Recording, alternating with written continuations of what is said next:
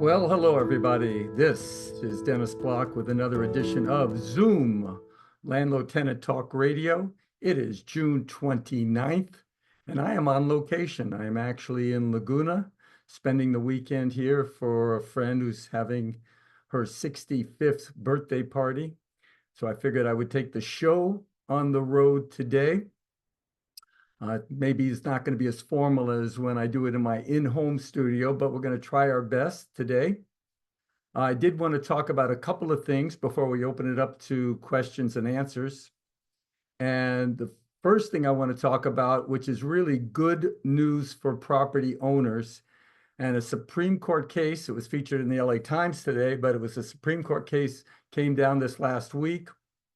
The case was called Grant Pass for a city in Oregon versus Johnson.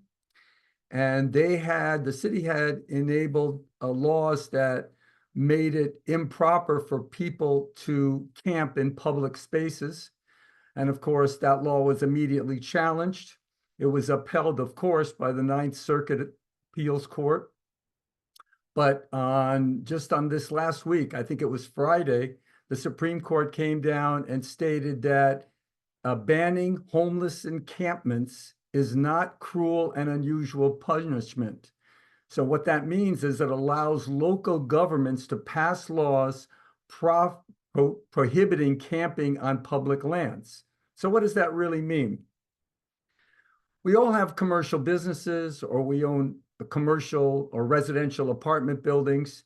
And can you imagine the fright and the horror when you see that someone's pitched a tent, or a bunch of people have pitched a tent in front of your business or apartment building? Obviously, do you know what that's going to do to your business? Who's going to want to walk into your store? Who's going to want to rent an apartment when you see these people camping in front of your building? Also coming with also the diseases, the garbage, the filth, and the potential illegal activity and harm to citizens. Well, right now, for example, the city of Los Angeles threw their hands up and they said, you know what? We're restrained by the law. We can't stop people from camping on public lands. So they can't do anything about it. So says the city of Los Angeles and a lot of other municipalities. Well, right now, the Supreme Court has stated that you can ban homeless encampments. It's not considered cruel and unusual punishment. So I'm putting out a shout out to Mayor Bass and the city council and the county supervisors for Los Angeles. You guys need to immediately pass a bill. I'm talking about this Monday, tomorrow, where the police will be able to enforce, where there will not be any camping on public lands. So no one sidewalks, no one parks. The parks are taken over by these these encampments, and now people can't even use the park. It's time to be concerned about people's property rights. It's also time to be concerned about the public welfare. This only creates illegal activity, and it's a safety issue for our citizens, our tax-paying citizens, I might add. So, Ms. Bass, please do your job, and let's clean up the city of Los Angeles. Let's make all of these encampments illegal on public land. Now, for those cities that are going to act responsible and who are going to pass these laws, let's think about the cities that are acting irresponsible and do not pass these laws. In that situation, where do you think these encampments are going to go? So now they're all going to flood to the cities that haven't lived up to their responsibility, and you're going to have overrun for those cities.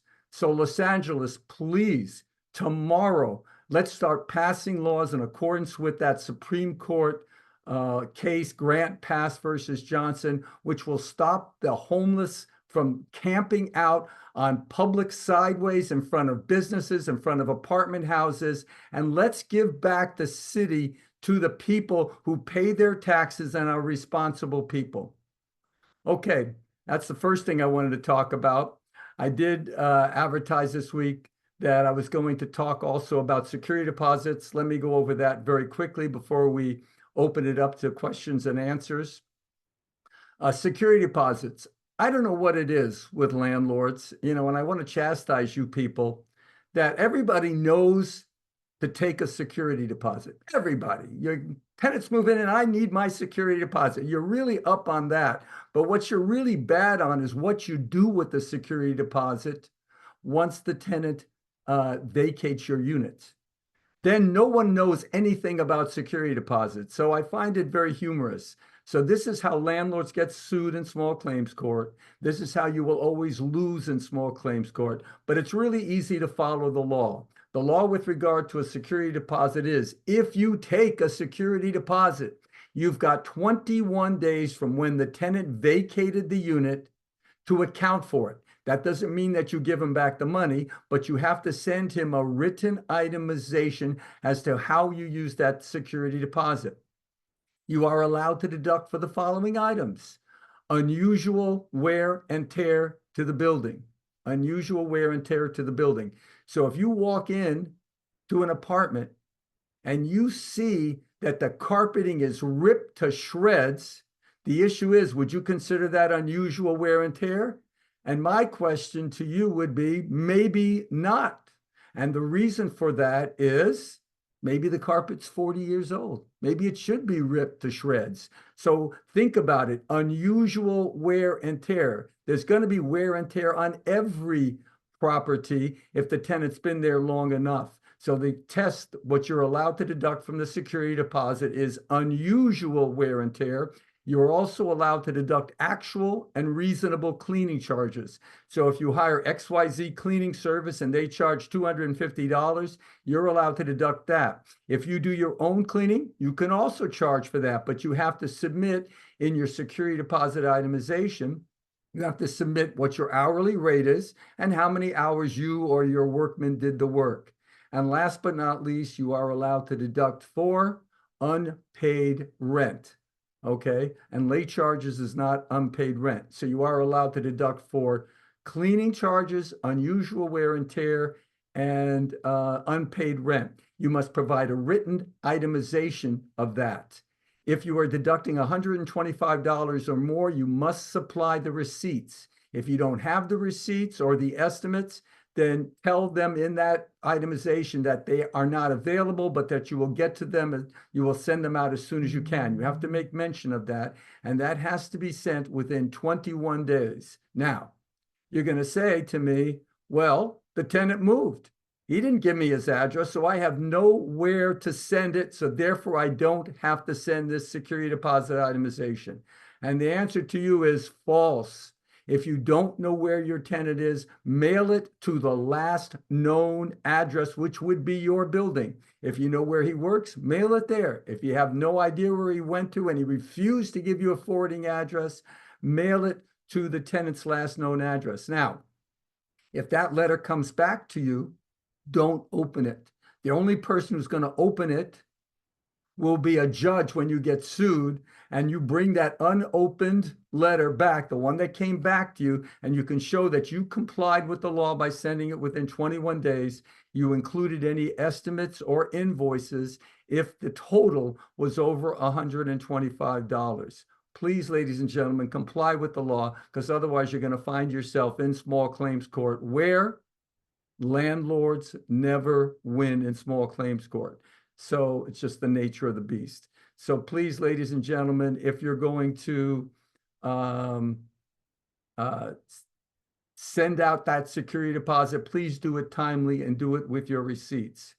Now, with that, we're now going to open it up to questions and answers. And you know the guide rules, everybody.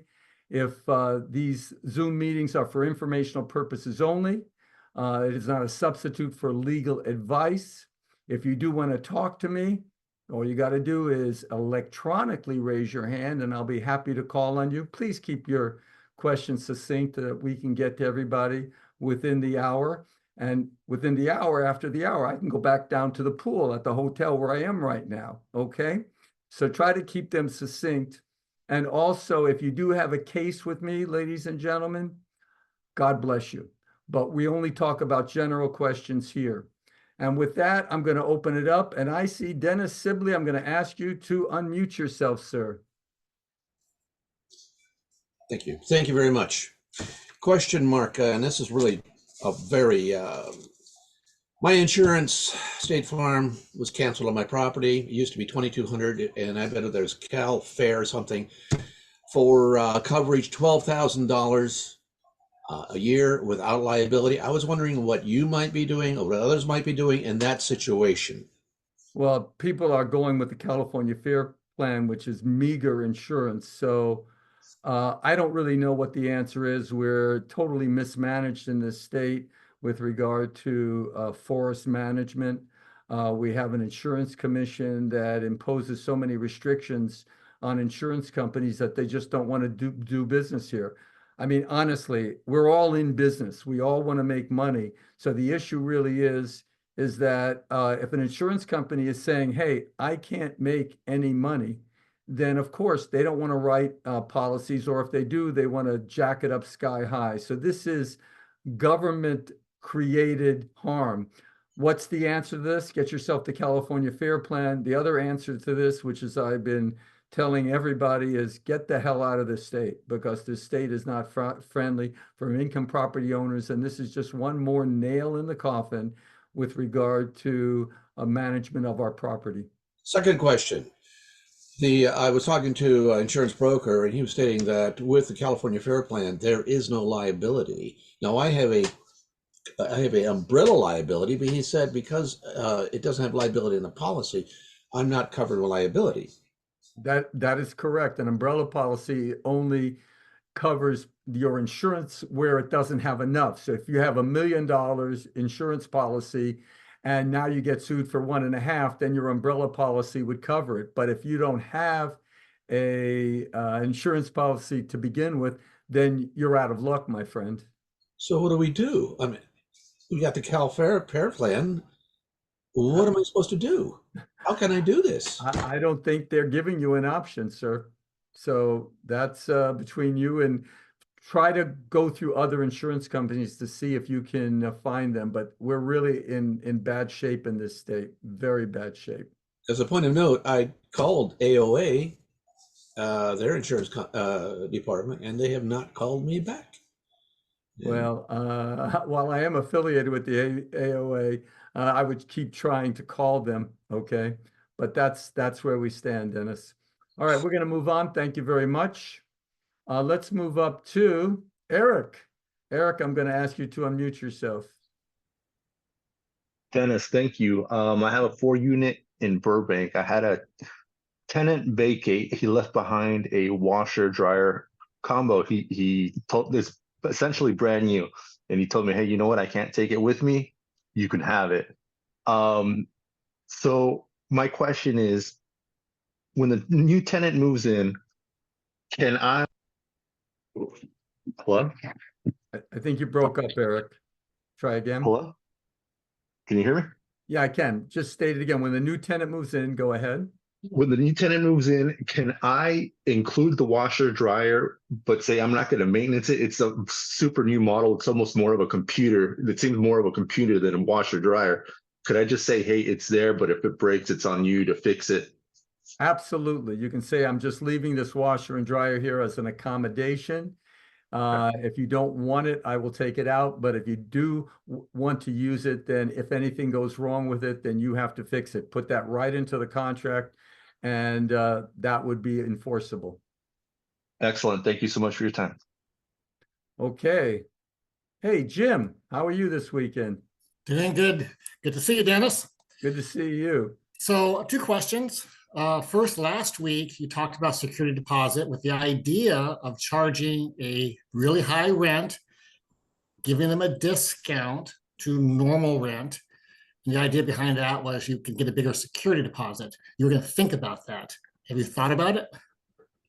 Yeah, I mean, I don't know. It has to really be tested by the court. I think the concept was that you tell the tenant that the first month, if the rent's $2,000, you tell them that the rent for the first month is $4,000 plus your $2,000 security, so you're going to get your $6,000. But from that point forward, the rents are only going to be $2,000 a month. I guess if you can put that into your contract, I guess it would be legal, but you know, this is a brand new law. It just became effective July 1st, which limited landlords to only 1 month security deposit. Insanity. But I mean, you certainly can try it. The worst that happens is some judge is going to say you have to give it back. Okay. Second question, I know on AB 1482, if I don't, I have on statewide rent control, if I don't sign a new lease that's being offered to me after the first lease, they could evict me. My question is, if I sign that second lease, and then the time comes up for the third lease, can I refuse to sign it and just go month to month, or can they evict me again? No, as long as if it's on a fixed term lease and they offer you at the end of that fixed term lease, regardless of how many fixed term leases you've signed, if you don't sign the next one, then they can evict you. They can. Can. Okay. Thank you, Dennis. All right, you take care, Jim. Okay, iPhone, it says here, iPhone 6 is what it says. I'm going to ask you to unmute yourself. Hi, it's Susan. Hello, Susan. How are you? I'm good. How are you? Good. Good. I have 4 very quick questions. Good, as I'm because the pool is waiting for me. Yes, so I'll make it real quick. So as I'm putting evidence together for a small claims case, do the letters need to be provided as affidavits, or can I just put letters in as evidence of other, tenants? Not sure what you're talking in reference to. Letters of what? Witnesses. Oh, witnesses to it's the jacuzzi issue. I don't know the topic, darling. I know. So it's the jacuzzi issue, and so there's witnesses of other tenants about what's happened that I'm providing as Oh, evidence. you're suing your landlord in small claims court because he didn't. Got to give the background here for everybody, young lady. Okay. This is They a might be bored forum with with it. a bunch of people. So, okay, so you're suing your landlord because the last 3 years he didn't have the jacuzzi working. So your property, what you paid for, you weren't getting, and you're suing him for the difference. Generally speaking, in a court of law, even if it's only small claims court, you have to have witnesses as opposed to just letters. So you'd have to have them come down. But I don't know that other witnesses are really going to be necessary. You're the witness saying, hey, the jacuzzi wasn't working. I'm sure you have pictures of it, I would bet. And so you're going to walk into that small claims court. You're going to say he finally fixed it after 19 letters. But I'm telling you, I think that the jacuzzi is worth $100 or whatever you determine it's worth. And I've been there for 48 months, so I won $4,800. Okay, so I shouldn't. They shouldn't bother with the letters. No, I don't think a judge is going to look at those letters. Okay. I have another DPH report that I want to provide as evidence. The 10 days that you have to provide it before the hearing, is that 10 days or 10 court days? 10 regular days. Okay. And then kind of slightly separate question. When there's an on-site manager, do they have to be on the premises for 24/7? Of course not. Right, that's what I thought, because that's what the law says. They can't even go to the doctor. No, Right, under right, California law, if you have 16 or more units, you have to have a resident manager. That just means that someone who is a resident in the building, and every resident in the building, goes on vacations. I got dragged on this one, but what can I tell you? So people can go on vacations. That's certainly permissible with a resident manager. Okay, last question. As far as the on-site manager goes, is it the landlord's responsibility to make sure that each tenant has the name and number of that on-site manager? I think it has to be displayed. Yes, of course. It has to be displayed. Okay. Yeah, or given to the tenant. I mean, I Right. think that's common because that's probably who you're going to be paying the rent to. So normally it's going to be contained in the rental agreement, the name of the manager and his phone number. Yeah, I'm on a month to month now at this point, and so I don't have a new lease or anything, but and there's a management company that I write the check to. Right. Well, the management company, when they became the management company, definitely had to send you a change of management.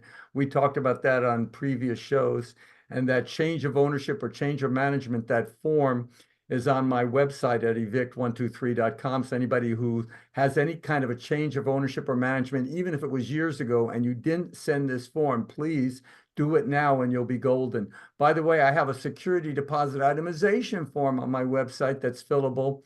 So please go to that if you need any of those forms. Again, it's evict123.com.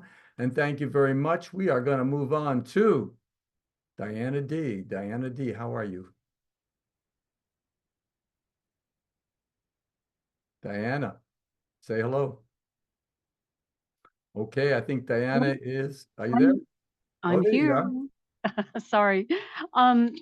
Dennis, I wanted to ask you about, we have a couple properties that are single family residences in city of LA on land that's zoned for multi-family, and these houses are really old and really expensive to maintain, and we'd like to, kind of sell them. And I'm just thinking, I thought I read something that when multi-units can be built on a property, that your obligation to the tenant is less, that you can sell and not be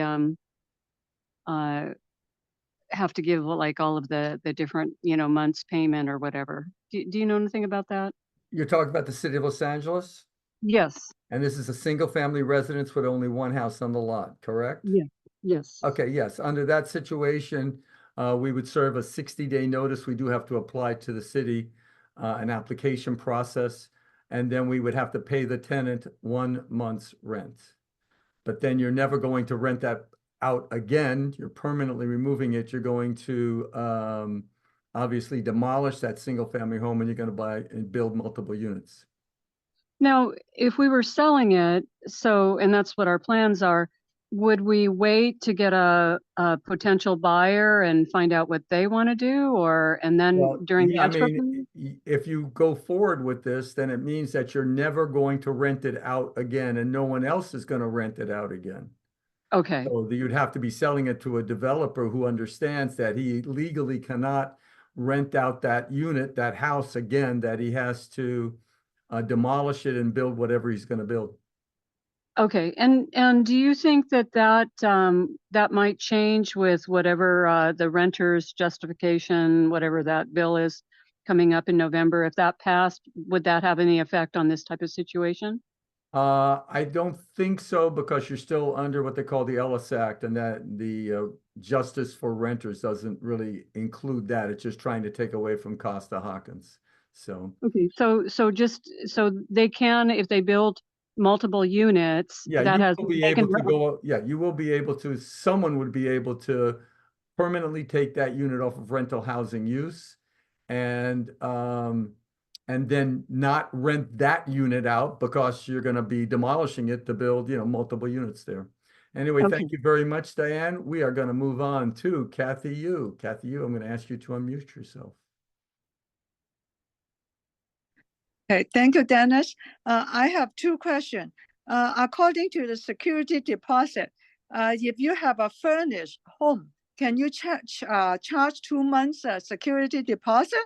And the answer is, under the new law, only 1 month's rent, whether it's furnished or unfurnished. It was a good way to try to get around, Kathy, but no, they specifically excluded. It doesn't make any difference between furnished or unfurnished. Okay, if people own more than 3 houses or condos, it's not it's some in LA City, some in other Western Gable area, can you bundle 2 of them together to put in an LLC so that you can charge a 2 months rent? Absolutely. So if you put two of the price, it doesn't matter where it is in the state of California, you can't own more than 2 pieces of property that have a total of 4 units. If it exceeds that, let's say you have 2 units in a building and a 3-unit building, then you have 5. But if you put one of those units in an LLC, or 2 of the units in an LLC, then at that point you would be underneath the limitation of 4, not exceeding 4. So if you had a duplex and a triplex, you could put the triplex under the LLC, leave the duplex in your individual name, and then you can charge a security deposit equal to 2 months rent on both properties. but I don't have, in this case, I don't have duplex, but I have all single family homes and condo. So I can bundle them together, two of them then. Yeah, actually, you could put 4 single family homes under one LLC. And Oh, then you could just do in groups of 4. So if you had 20 multiple homes, you put each one in 4 in an LLC. So you would have 5 different LLCs and you can charge a double security deposit. oh, okay. Thank you. Thank you. Good question, Kathy. We're moving on to a former client, or actually a client of mine, John Alley. I'm going to ask you to unmute yourself, young sir. Are you there, John Alley? Come on. There you go. Hey, Dennis, Hey, how are you, sir? not a former client. Well, you haven't given me a case recently, but yes, but you are my client. I've been lucky. And I want to thank you for your time and your knowledge. We're all indebted to you. Thank you. You know what? I do this really as a matter of giving back to the industry. I have been so supported by this industry that has, made a living for myself, my family. And I'm doing this really as a matter of love to try to give back to the industry, which desperately needs this knowledge. Thank you. I have a 3-bedroom apartment in Silver Lake, leased for 16 years to 2 sisters and a friend. It's been fine. Nothing's happened. I found out last week that 4 months ago, one of the sisters brought in a 50-year-old nephew to live with her in the unit. I had no knowledge. I don't have an application. I have no idea. The unit's too small for him. I don't want him there. What are my options if I send an eviction letter? Are they all responsible for moving out? What do you suggest? Good question. They are current with their rent. Right. You have a rental agreement which allows for the 2 sisters and an additional person to live there. So we're going to call them A, B, and C. While now A, B, and C are still living there, but now they have brought in D, this 4th person. You have the right to serve on your tenants A, B, and C a 3-day notice to perform or quit, giving them 3 days to remove that 4th tenant. If the 4th tenant is still there at the end of the 3rd day, you have the right to evict everyone from the unit. Okay, thanks, Dennis. All right, good question. Okay, we are moving on to Fred Morris. Fred Morris, I'm going to ask you to unmute yourself. Hi, Dennis. Hello, Fred. Hello. 2 quick questions here. First one you had spoken about in the past, but I want some clearance here. I have 2 properties, one in rent control and one in non-rent control. I want to turn the garage to help me, since the income is very low, to help me, turn that garage into an ADU.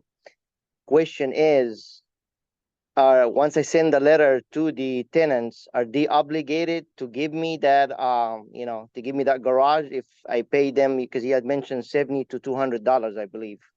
Are they obligated to give me that garage, even though If it's you in the do a lease? change of terms of tenancy, then that they will no longer be able to use the garage. The law would require, certainly for properties subject to RSO, and I would also think for properties that are even under statewide rent control. So I would give them a 30 days You change give of them a term 30 of days tenancy? change of terms that they're no longer going to be able to use the garage, that you're going to be turning it into an ADU, but that you're giving them a deduction in rent. The city of Los Angeles has a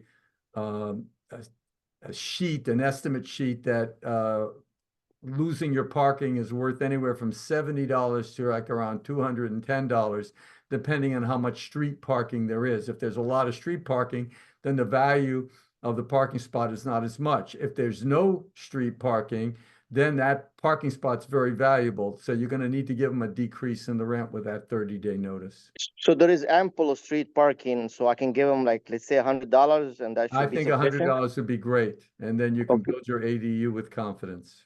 Okay, sir. Question number 2, real quick. I bought a property recently in Inglewood. It's really part of Lenox, but has an Inglewood address. Okay, so it's rent control. I bought it with the garage.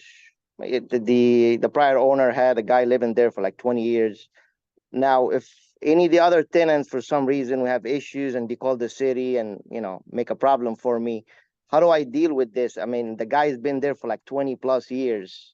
And, you know, Okay, first of all, what did you say this was in Lenox, not Inglewood? yeah, so it has like an Inglewood address, but actually it's a city of Lenox, yes. Okay, so that would only mean that it's under statewide rent control, but you're not telling me what this tenant is doing wrong. What is the tenant He's doing? not doing nothing wrong. What I'm saying is because I have one, it's basically a fourplex, and the fifth is the illegal garage. The guy's Oh, no, the so guy's is nice. somebody living in the illegal garage? Yeah, he's been living there for like 20 plus years. Okay, so what you should do is get yourself cited by building and safety by the city of Lenox. They'll cite you and they'll give you an order to comply. With that order to comply, we can then serve on your tenant a 60-day notice to vacate because it's not a legal unit. We have to pay relocation, which is only 1 month's rent. So by serving that, the tenant would have to vacate at the end of the 60 days. Then, of course, as you should know, you can then do what you need to do to make it legal.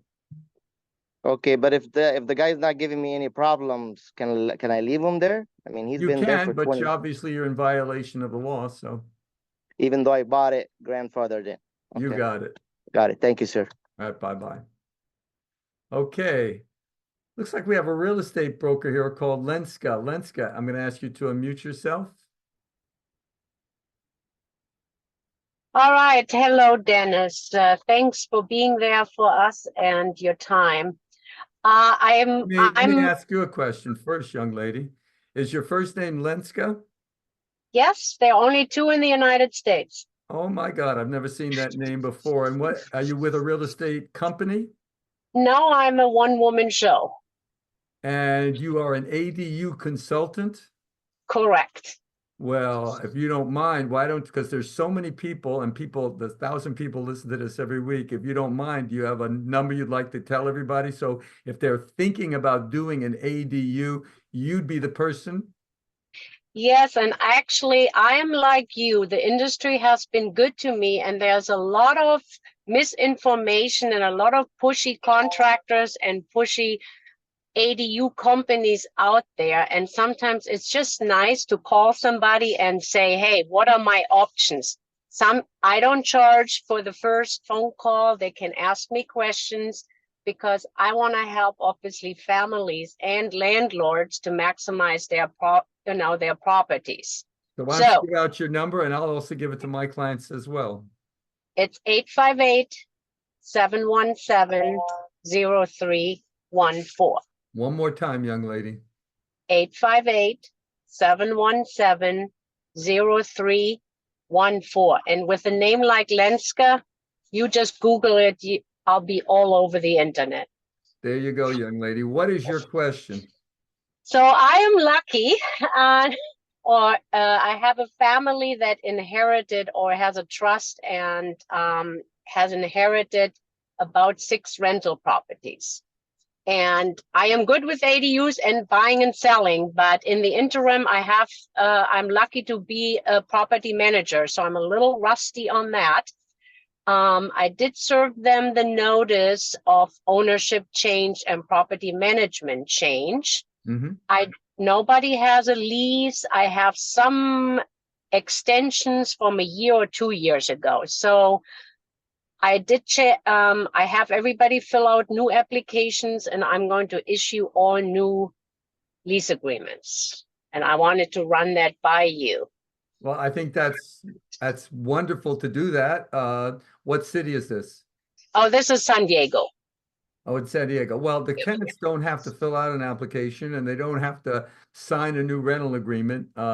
They do have to accept your change of terms of tenancy, which of course they don't have to, or change of ownership because they don't have to sign for it. But I would certainly try to give them an application and give them a rental agreement and see if they would, but you can't force them to do so. Okay, can I rate, but I'd like to also serve a notice to raise the rent.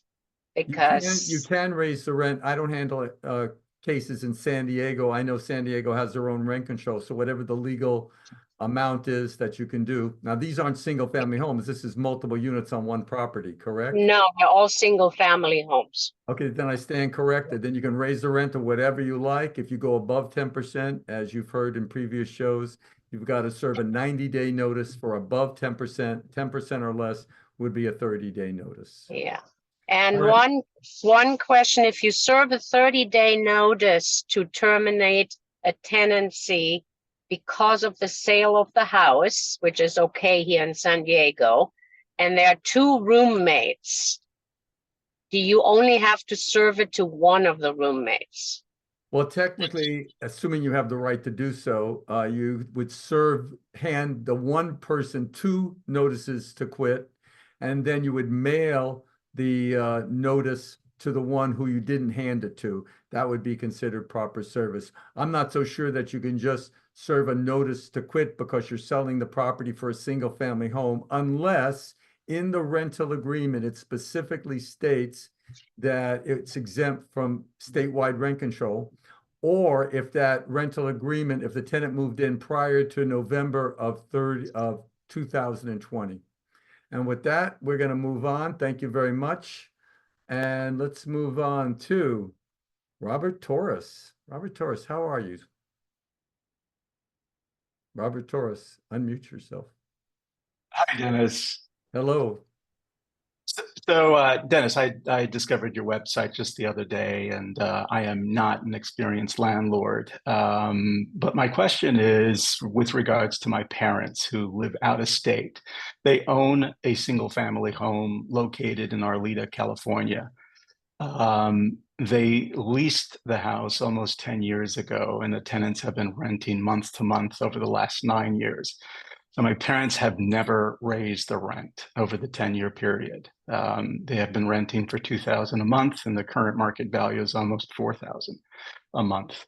The tenants have really struggled, with the current rent that they pay, and though they had never missed a payment. And in all likelihood, they're not going to be able to afford a 100% rent increase. The other thing is that the tenants have really let the property go. Sadly, it's a blight on the neighborhood, and the interior is even worse. However, no structural damage that I'm aware of. After kind of reviewing the situation, we would like the tenants to leave. My parents, they would like to fix the property and find another tenant that can afford the current market value. You said this was in Arleta, correct? That's correct. What's the so zip just code? Want to know. Do you know the zip it's code? 9. Yes, it is. Yes, I do. It's 91331. 91331. I always get confused whether Arleta is part of the city of Los Angeles or not. Or whether that's a separate. I think it is part of the city of Los Angeles. So if it's the city of Los Angeles, you can't just ask them to move. And on that basis, you just going to need to raise the rent, whether you feel bad or not. That's all you can do. You understand that there's a law being passed potentially in November called Justice for Renters that might take away your right to raise rents on single family homes without limitations. So right now, today, I would serve that notice. We're in the middle of June. You kind of, if you can hand it to them, fine, then it can start as of October 1st. So I would go out there and hand them the rent increase notice. I think that's what your responsibility is at this point in time, because otherwise your right to raise the rent unlimitedly could be impacted if that ridiculous Justice for Renters law passes. Okay. All right. Good luck, Robert. Okay, let's move on to Michael and Sarah, a regular. I'm going to ask you to unmute yourself. Hi, Dennis. Thank you very much for continuing education. Am I okay? Oh, okay. You hear me? Perfectly. Oh, okay, wonderful. Looks like your Zoom meeting is a great area for a lot of us to market ourselves. Even when I take it on the road to Laguna. Yes. Yeah, like Lenska, I needed somebody like her that know more about ADUs. And looks like she needs a manager to give him more information. Right. And I'm going to repost this video when I get home tomorrow. I'll clean it up a little bit so you can go back and listen to it and you can write her number down if you didn't have a pen. Yes, yes, I am. Yes. Yeah, well, thank you very much. Yeah, one of the tenants we have, he deposited $12,000 cash in my management account.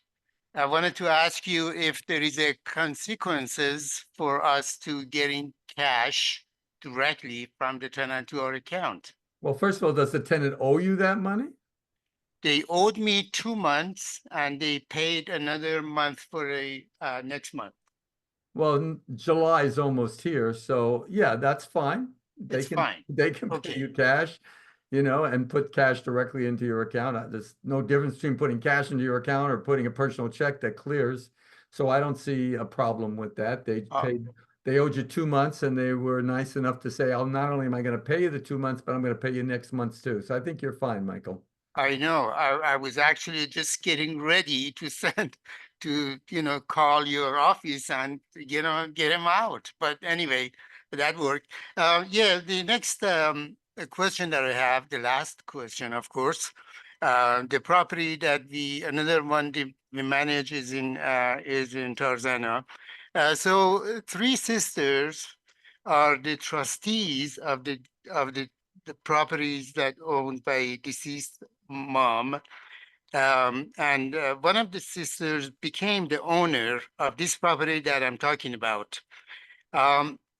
So she told me that that not she owns it. The trusted attorneys, they told them that now she owns it. And I accepted that. And then we gave a 3 days, not 3 days, 90-day notice To to who? that tenant. Oh, there's a tenant in possession?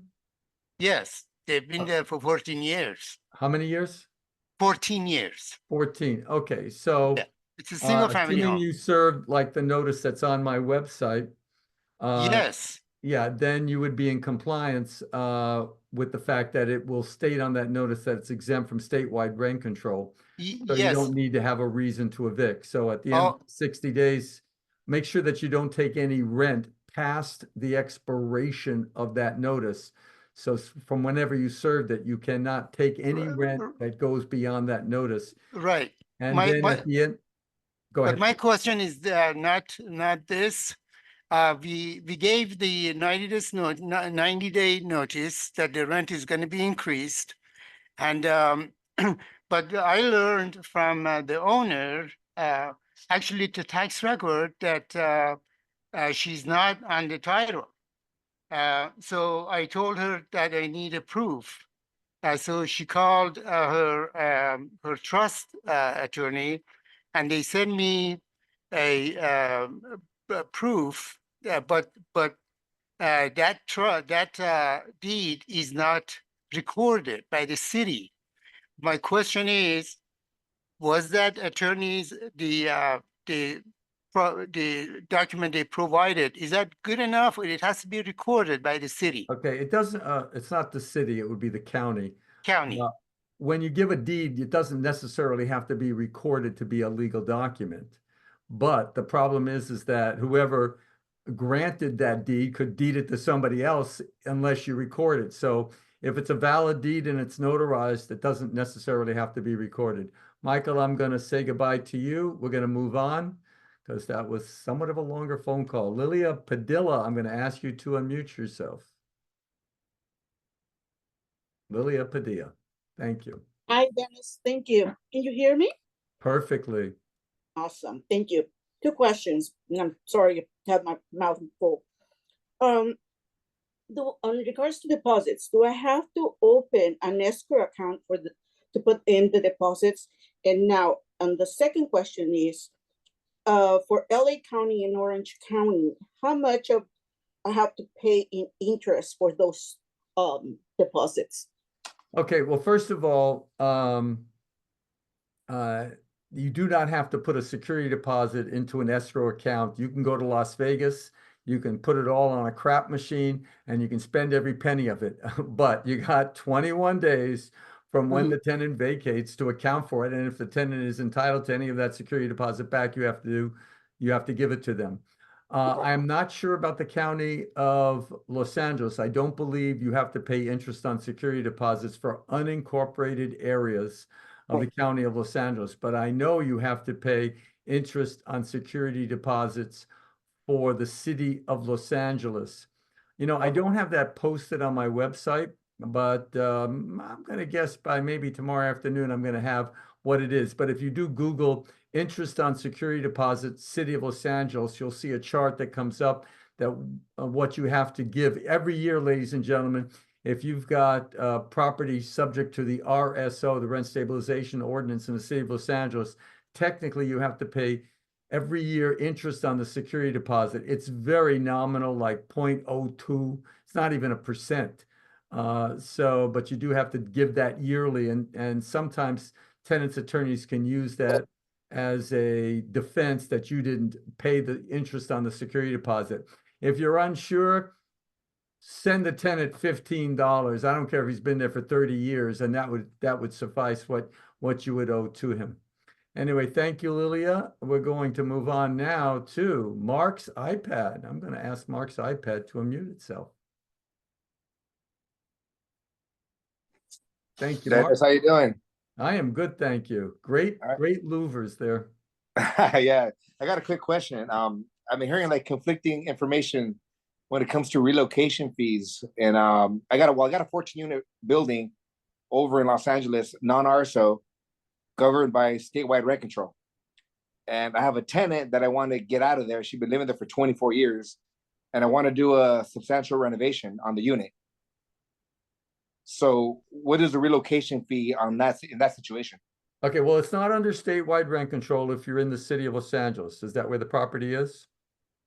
Yeah, it's an LA. You're under but what they call the just cause ordinance for the city of Los Angeles. Gotcha. And if Okay. you want to evict a tenant, you have to pay relocation. Relocation for a single family home is 1 month's rent. But if it's an apartment house, then it varies depending on how many bedrooms. If I was at my home office, I'd be able to pull that up. I can't pull it up now, but it's anywhere from 7,000 to about 10, 11,000, depending on how many bedrooms you have for that unit, which is that you wanted to renovate. Perfect. Okay. I kind of heard something like that. So it doesn't matter how many people are in there. No, it's just the amount you have to pay that per unit. Gotcha. Okay, that was okay. Yeah, I got it now. I heard something similar from another attorney, but it wasn't like they weren't too sure either. So, but yeah, Well, okay. I have the chart, obviously in my office and at my home office, but I don't have it here. But Gotcha. it's anywhere from about $7,000 to $9,000. That's not too bad. Okay. All right, Dennis. Thanks a lot for the information. I appreciate that. Take care, sir. We are moving on to Derek. Derek, I'm going to ask you to unmute yourself. Hey, thanks, Dennis. Two quick questions. Single family home, city of Los Angeles. Is a rent increase delivered via email ever going to pass court scrutiny? No, with one exception. If you have it in your written rental agreement signed by the tenant that's a method of delivering notices, then it's okay. Otherwise, you either have to hand it to the tenant or mail it. If you mail it, no problem. You have to give an additional 5 days. So a 30-day notice is a 35-day notice. A 90-day notice is a 95-day notice. So just plan accordingly. And never have it where the rent will start to take effect in the middle of the month. It has to take effect on the due date. Second quick question. If habitability issues are provided in a written complaint to the landlord, can the landlord then successfully attempt an eviction based on the remodeling needed to correct the habitability issues, or would that 180-day retaliation law start to apply? I don't think the retaliation law would apply. I've used that myself. I would say to the tenant, you know, you're right. This place is really bad. Here's your notice to get out because I'm going to be doing a substantial renovation. I think it makes perfect sense. So I don't see that as retaliatory. And that's a really good question. Thanks for your answers.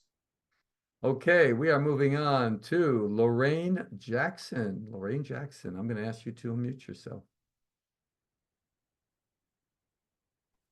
Hi, Hello, Dennis. Hi, hello, Dennis. Lorraine. I just have a question. We're in Redondo Beach and I have a tenant that, when they initially moved in, it was a boyfriend, girlfriend.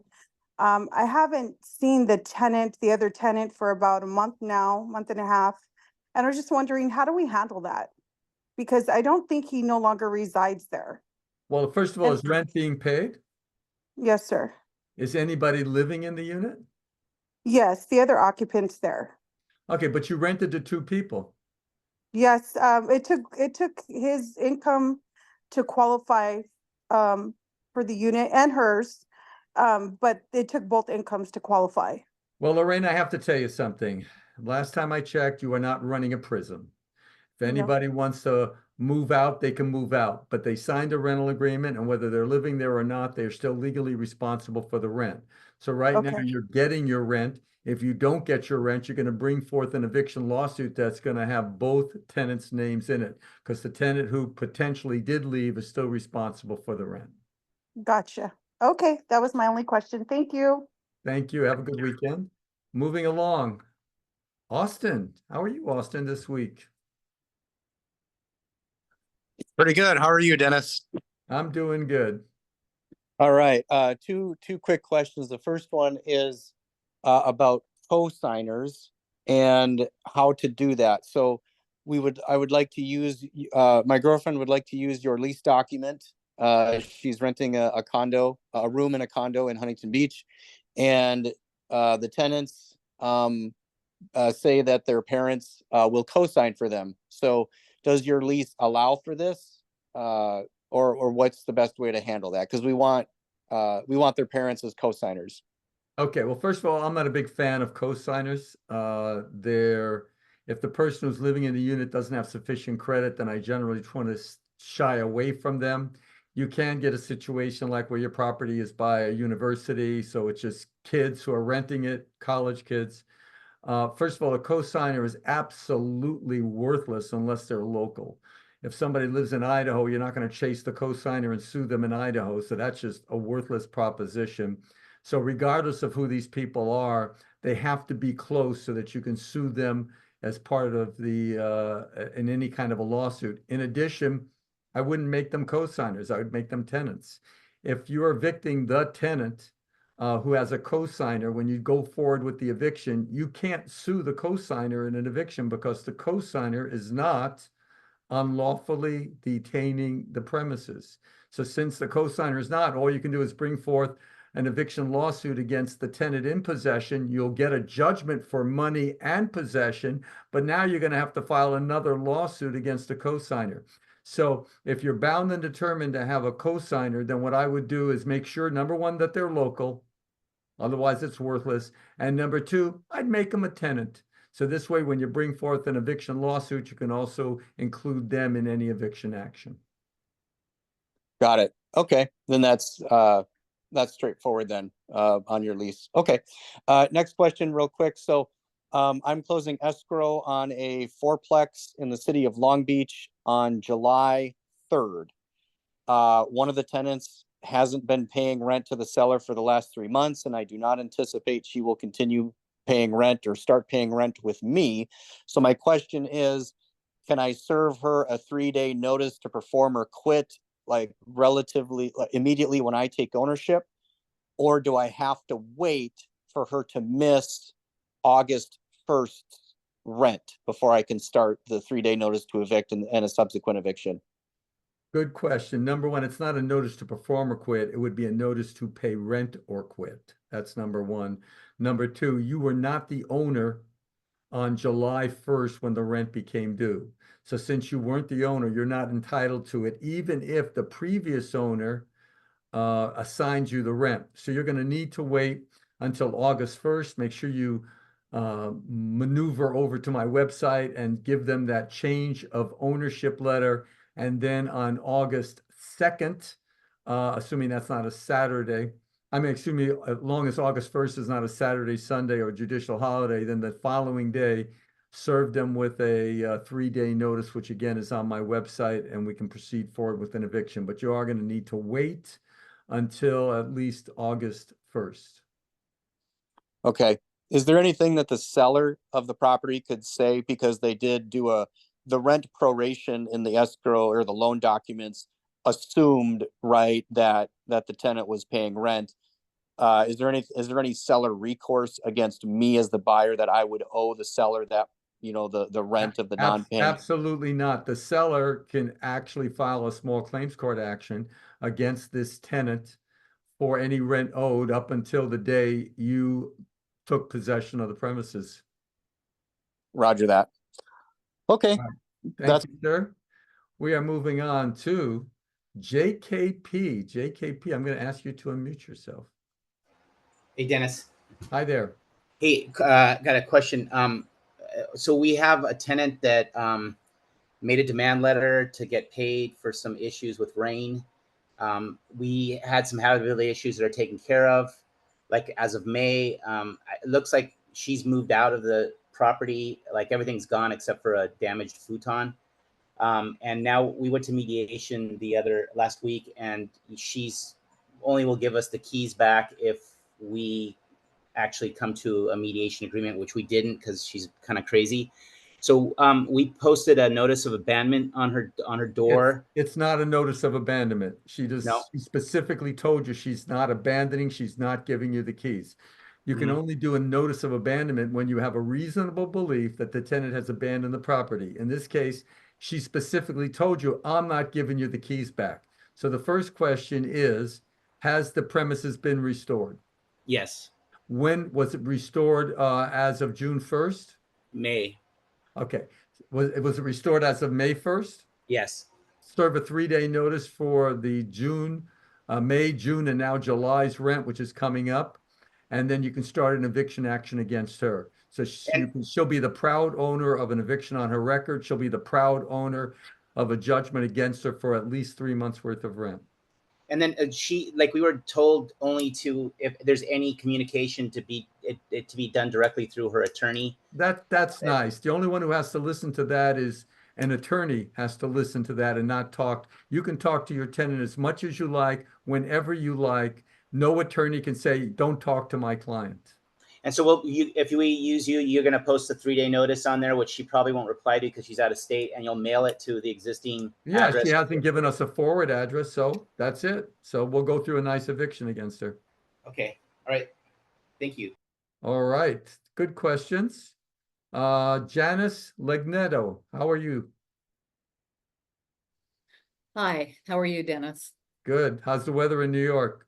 Dog day afternoon for 2 months. So I don't come if you're thinking of it. You probably aren't if you've been at the beach in LA. But anyway, question prompted by a post I read about a owner who didn't take the 1482 exemption, and then he evicted a tenant. It was actually for cause because they had pets, but he decided to make it friendly and not say it was for cause, and now he's in trouble. Aside from all the damages for that tenancy, can you ever get 1482 back once a tenant is gone and they don't want to come back? Or if you... I'm not sure I understand this question. Instead of serving a notice that there was a violation of the agreement, you're telling me he just served like a 60-day notice to get out? Yeah, and he wanted and then the tenant moved. He didn't file a lawsuit, right? No, I think he did file a lawsuit because... Okay, so he filed a lawsuit. So did he win the lawsuit? I don't know the answer to that. He didn't say, but I think the owner indicated he was in trouble, and could he do anything about it? But going forward, assuming all the damages against him for that case, can you... Which I don't know if there is damages or not. Well, it doesn't, yeah. You have to know, we don't have any facts here, so. Right, but I mean, what's the next question? Assuming there were damages, can you get 1482 back on a lease later? If you, I'm not sure what you mean by 1482 back. Are you talking about physical damage to the property? No, I'm talking about AB 1482, the exemption. He didn't take the exemption because he didn't know about the exemption. Right. So technically he couldn't serve that notice, but she left anyway. So I'm not sure what the question is. The question is, he seemed to indicate that he was facing these damages. After this tenant, that case is settled, okay, with the tenant and the attorney general. Okay, so then everything is settled. So what do you mean take back 1482? the AB 1482 exemption that everybody had to take and, you know. Right, but for the new tenant coming in, which Right. then you just make sure that that phrase, as you know, would Right. be contained in the rental agreement. Okay, but there's nothing to do about it. No, there's nothing else you can That's do. what I thought. Thank you. All right, thank you. Okay, let's move on. We're gonna take one more because we are at the hour, 1 hour. And you know, that pool and that silver Patron is waiting for me. Hortensia, last call of the day. I'm gonna ask you to unmute yourself. Hello, Hortensia. Last chance, young lady. Otherwise, I'm gonna pick one more person. Okay, Miguel, I'm gonna give you a chance. Miguel. Hey, Dennis. Hi. Hi. Sorry, I couldn't unmute myself. Yes, go ahead, Miguel. Would you like me to mute myself? She can go. That's fine. Sure. Okay. Let's go back. Hortensia, you seemed a little needy. You Yes, there? can you hear me? Now I can, darling. Oh, I'm sorry. Thank you. Thank you. I've been waiting for you for 3 weeks. Thank you for being so helpful. I would like to make an appointment for something about parking, taking away parking lot from tenants. If you want to make an appointment, just call me. I've already told everybody, if you want to reach me to Monday morning or any Monday through Friday, just hit my extension 1001. As soon as the recording comes on, dial my extension 1001. You can only use that recording between 7 to 8 a.m. I'm there the whole day. You'll get me and we can set up an appointment for you. Thank you very much. Well, I'm still going to give Miguel a chance. So if you're there, sir, you were very kind. What's your question, young sir? Hey, Dennis, I'm here. So I've got Yes. a question. I have a section of the house that's being rented. It's a closed off section. It only has a door there, and they have their own entry with their kitchenette and restroom and whatnot. This person's 1-year lease is coming to an end on October. I don't want to renew because they've been late for their rent every month. What are my options now? Because I heard that we can't do a 30-day notice anymore. What city is this, please? East Los Angeles, 90022. Okay, and this is like part of another house or what kind of property? It's a single family home, and it's a section of the house that it's closed off from the rest of the house with a physical door that's there. Okay, well that's And ugly. they just have their Oh, own it's entry. it's a physical door though. It's not like a wall. Yeah, there's a physical door to the rest of the house, but Okay, they just keep it so locked. make sure that you register the unit, but with the unincorporated area of LA County, what you need to do, you can't just ask the tenant to move. So if you're telling me they're late on the rent, then what I would do is on July 2nd, for example, I would serve them with a 3-day notice and pray that they don't pay within the 3 days. Now you have a good case for eviction. And if they try to pay, let's say the If 18th they of that pay month, within the 3 days, then unfortunately you're stuck and you have to have good cause to evict if your property is located in an unincorporated area of LA County. Anyway, thank you very much, Miguel, and I want to wish everybody a happy weekend. We have July 4th coming up. Next week, on Saturday, I'm still planning on doing the show, but stay tuned to my website. But everybody, enjoy yourself, and I think I'm going down to the pool now. You guys take care, okay?